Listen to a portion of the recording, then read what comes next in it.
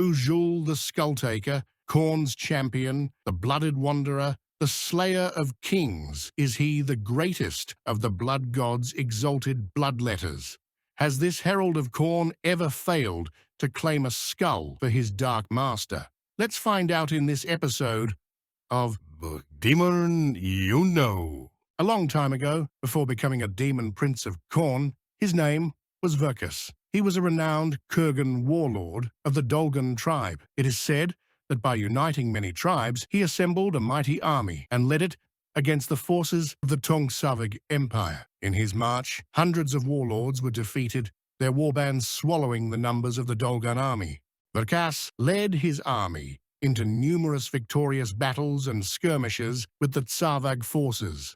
Finally, the main army of the Tong arrived, and Teyogte Kagan, the mightiest Tong warlord, confronted him personally. Legend says this warrior previously bested a formidable bloodthirster in combat, using his soul to power a tremendous forge and craft demon weapons for himself and his most loyal chieftains. Using his demon sword, the Kagan defeated Verkus, captured and impaled him, and left him to suffer for days. Angered because he was denied a warrior's death, the Dolgan warlord used his hatred to give him strength and pulled himself from the spike to crawl across the northern wastes. The bloodthirster, the Teyogte Kagan, defeated and imprisoned, called to Verkus, so the conquered warrior was able to find the mighty forge, where he was gifted by the vengeful demon a legendary chaos armor, said to be almost impenetrable, and a black demon sword. He was also granted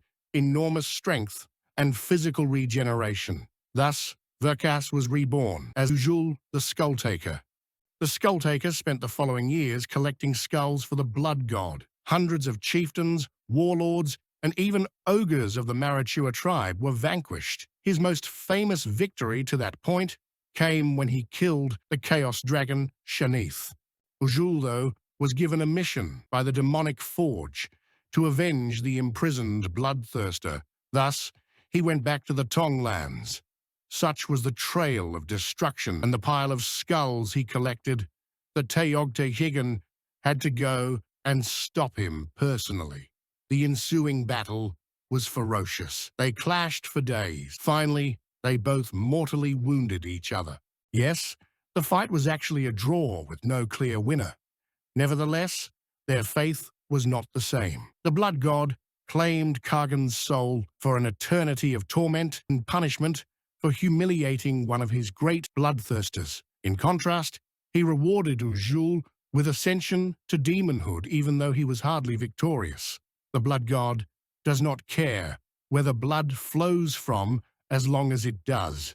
The Skulltaker returned centuries later and completely destroyed all of Teyogte's successors, plunging their entire realm into the realm of chaos. As a demon, he took the form of a bloodletter, wearing a cloak of skull, riding atop a mighty juggernaut, Kultiran.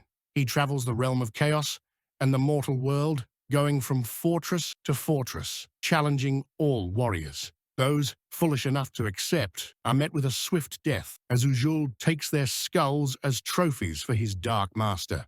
His collection has reached enormous proportions beyond counting. Still, he only cares for those coming from the mighties of adversaries, as it is said that when he takes their skulls, he also captures a portion of their strength. Those trophies are then added to his cloak. Many legends are told about Ujul and his harvesting of skulls from the empire of Man to Nehikara, in the Dwarven Holds and in the Bretonnian lands.